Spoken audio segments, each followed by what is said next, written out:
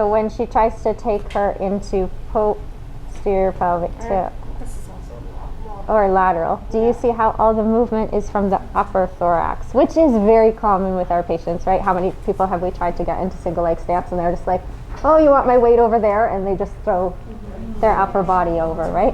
Exactly, yeah. So it's the upper trunk side flexion through the ipsilateral side, right?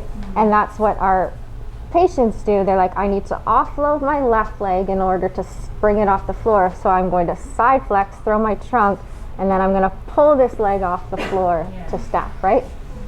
So what we want to do is teach them a more efficient way so that every step they're not translating their center of mass so far over. It's very exhausting, right, if you think about it.